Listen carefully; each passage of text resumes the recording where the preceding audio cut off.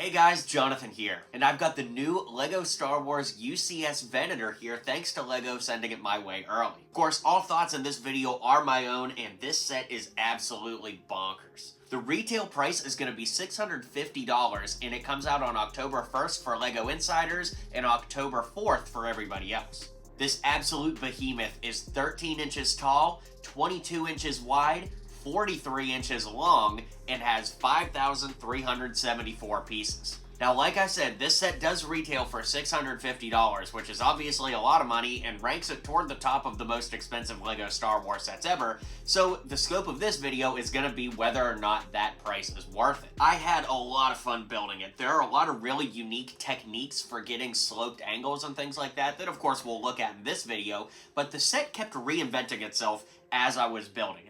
Now, that's not to say it's not without its faults, namely how repetitive it gets. Like building these wing pieces, you basically build one and you're like, oh great, I'm done, and then you got to do the other side.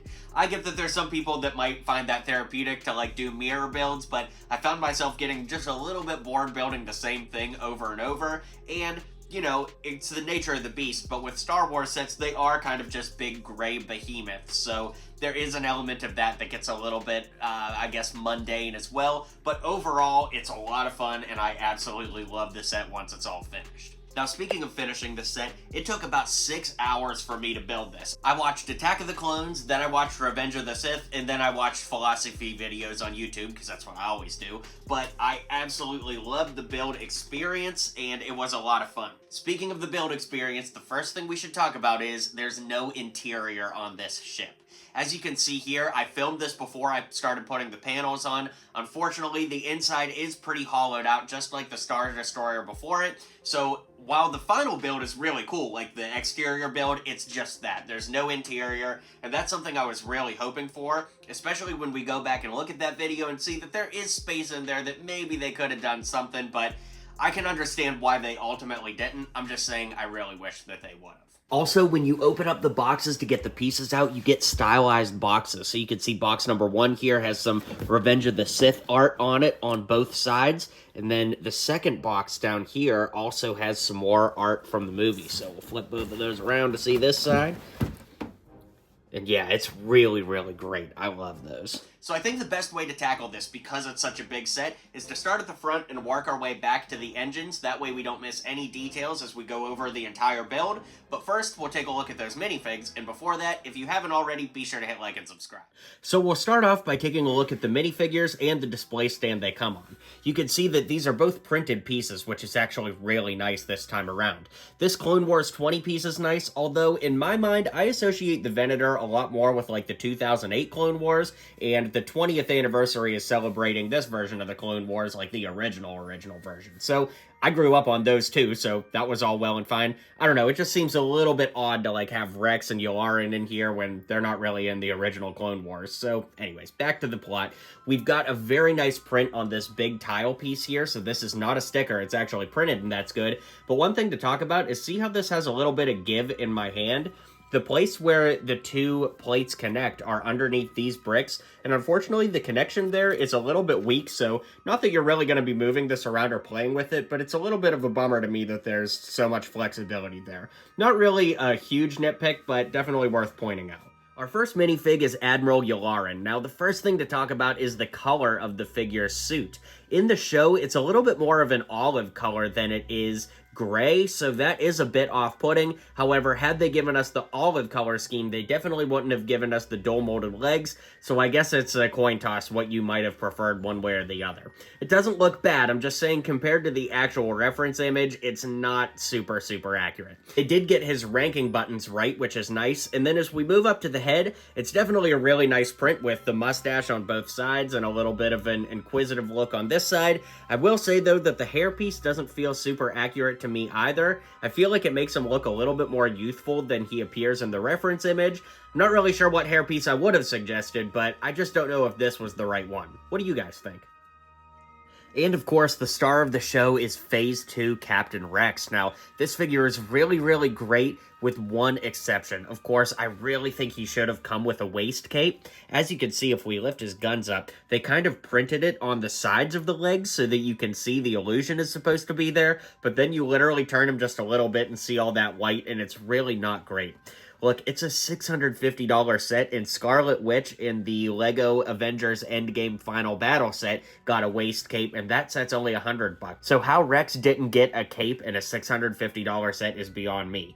Everything else here, though, is awesome. This is the first Clone Trooper LEGO has ever done that actually has arm printing. Let me move his pauldron out of the way so you can see he's got all the tally marks on the arm there. It does look really great, don't get me wrong.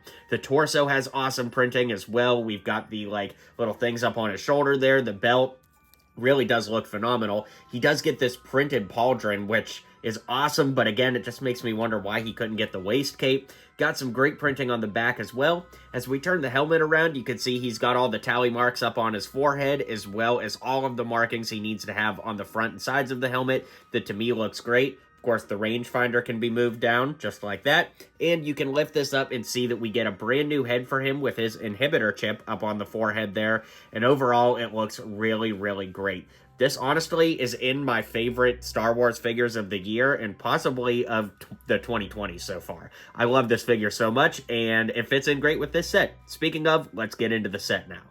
Now, I did say we'd start at the front of the ship, and I do want to do that, but I want to talk about the stand that the ship is actually built into. Yes, I said into, because unfortunately, it does not lift up off of the stand. Now, I suppose you could lift the panels up and take them off and get it off the stand if you wanted to, but it is not designed to lift up off the stand. You can see as I lift it up, the stand goes with it, so some people may be a little bit bothered by that. I kind of was bothered as I was building it, but then once it's finished, it's like, I don't know why you wouldn't want it on the stand anyways, so I do think it's kind of a necessary evil, but it is worth pointing out the stands are a part of the set. So the irony of starting at the front of the set is this piece right here is literally the last thing that you actually build. So you start kind of with the structure of the ship, and then you work your way all the way up to the very front here. I do think they did a pretty good job with the detailing, especially the greebling that we get along the sides here. That looks great, and it is an identical build on both sides for what it's worth mentioning. One thing I do want to point out is there are a lot of very unique design elements that bring everything together, so you can see that there's a little bit of wobbliness here. Not so much that it isn't structurally sound, but it does leave some open gaps here, and you can barely see it due to the lighting, but you can sort of see some yellow pieces on the inside as I move the camera. So again, it's just worth noting that there are going to be some little gaps here. I don't think it's that bad if I'm being honest, but it is worth pointing out. Now, there's always going to be some level of a debate whether everything should be smooth or if you should be able to see studs, especially the more you spend on a LEGO set. But to me, this set did a really great job of matching both with giving you the texture of the studs, but also the smoothness where it's needed. As we move down the side, you can see we do have a gun here. Now, the gun actually doesn't move. As you can see, it falls apart easier than it moves. But as you can see, it just goes on with one little stud like that. That piece goes back on a little something like that. But it is a little bit of a bummer that it doesn't move or it's not posable or anything like that. There's some more greebling next to the gun, and as we move up, you can see that we're kind of to the middle section of the middle, if you will. There's another gun on the exact opposite side, so you get two guns on either side, and the top portion doesn't open up like the show or anything, because like I said, there is no detail on the inside, so it just is what it is there. As we move to the middle section of the set, the true middle section that is, it's worth talking about the stickers. Now, there's actually only 6 stickers in here, and 4 of them are in a straight line here. So you can see we've got a sticker here on this big tile, another one here, and then mirroring stickers on the opposite side. They actually look pretty good, and if you're careful with your timing, you can definitely get them on right, and they do look pretty good, especially from a distance. The other 2 stickers are on the back near the engines. There's one here and one, of course, on the opposite side, but we'll get there in a little bit. On the wings, I absolutely love what they did to get the color scheme here. If I take a closer look, you can see how they did the tiles and then these half-angled tiles to really get that whole look, and I really like the way that that came together. Along both sides, we get these cool little turret guns. They are a little bit flimsy when you try to move them, though, but it is nice that they're posable, and of course, you could move the ski pieces up and down to pose the guns too, but like I said, it is just a little bit flimsy because it only connects by that one stud there. And of course, everything I'm talking about is mirrored on the opposite side of the ship. It's just, you know, no use to show you the same thing twice just from a slightly different angle, but it is there. Now, what is different on both sides are the hangar bay doors. We'll talk about that in a moment, but this is one big piece here. All of this greebling connects to this piece that connects to this to right here, and then from this stud all the way forward is another piece that you build, like a section, if you will. Anyways, you can see that the pod bay doors here are closed, and they achieved that by using 1x3 jumper plates, so you can see that that kind of makes it look like the hangar's closed, which is definitely cool. And then it looks like as we move, we've got more greebling over here, and it's actually pretty sturdy the way that it's built in there, so I like that a lot. And yeah, that's this side. From there, we'll move up to the command centers up top. I suppose that's what we can call them here, and they are built uniform, identical on both sides. And of course, we've got kind of the command posts right here and everything, so that looks really great. And then it is very unique. This is actually built at a slight down angle. If I level the camera, you can see that it is sort of angled slightly down. You see it a lot more as you're building the set up versus the final product here, but it is very cool the way that it's achieved, and I'll let you guys experience that for yourself when you build it. Also, it's pretty unique how they did this section too. You can see that there are hinge pieces here that you kind of lay all these individual sections down together to get a pretty seamless slope on all sides. You can see this part kind of has some wiggle to it, but it gets pretty locked in place once you build the entire setup. But this part is really, really fun to build, to see how the designers put together all of the angles. Here's a top overview, and then we can see the backside of the command module. It's very, very sturdy up through there, and it's a really solid build.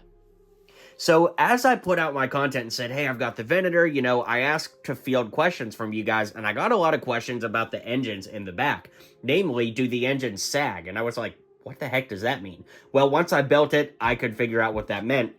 You can see that the gravity of these kind of pull them down a little bit. Now, admittedly, it doesn't look as bad as it maybe sounds on camera, but it is definitely noticeable when you have these in front of you in your hand, and you can see that gravity does pull on them a little bit. Is it the end of the world? No. Is it awful? Also no. But I'm not really sure how else it really could have been designed, because these big engine pieces are so heavy that I think that that's just natural. As far as the overall design, I really love what they did though, particularly with these smaller engines up top and these little flaps that close around them. I think that that is so neat, and I like that we got all these different engines of different sizes, and of course the symmetry is pretty beautiful as well.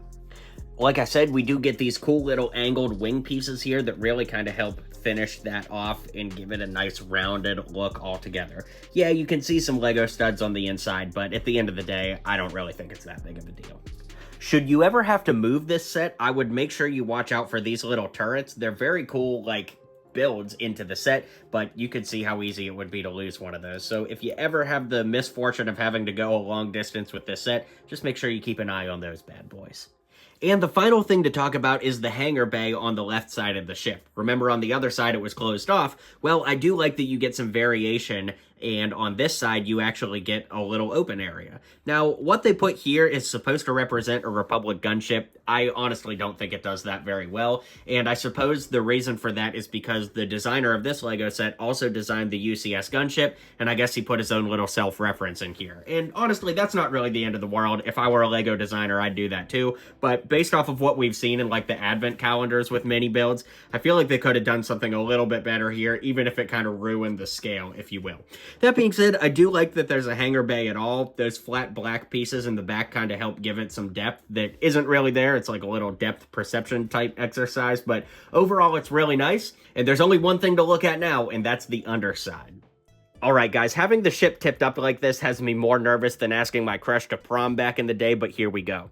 As you can see, they put in minimal effort to hide the studs on the bottom. Granted, you don't really see the bottom when you display it anyways, but compared to the top, there's a lot more care put into giving it like a more smooth look, whereas on the bottom, it's Stud City. Anyways, we've got all kinds of cool plate pieces here to give it just a little bit of extra detail.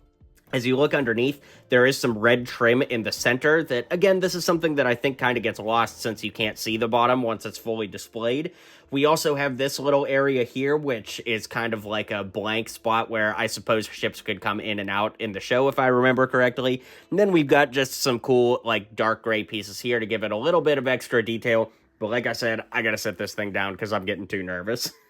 All right, guys. Well, that's all there is to say about the new Venator. Needless to say, I'm very, very grateful to LEGO for sending this my way. I had a great time building it, and my biggest problem is, where on earth am I going to put this? This is so huge, but if that's the worst problem I've got to figure out, I'm a very grateful guy. So be sure to let me know what you think of the Venator in the comments down below. Are you planning on getting this? I'd genuinely love to know. I want to hear what everybody has to think, so let me know your thoughts, and I'll catch you guys on the next video.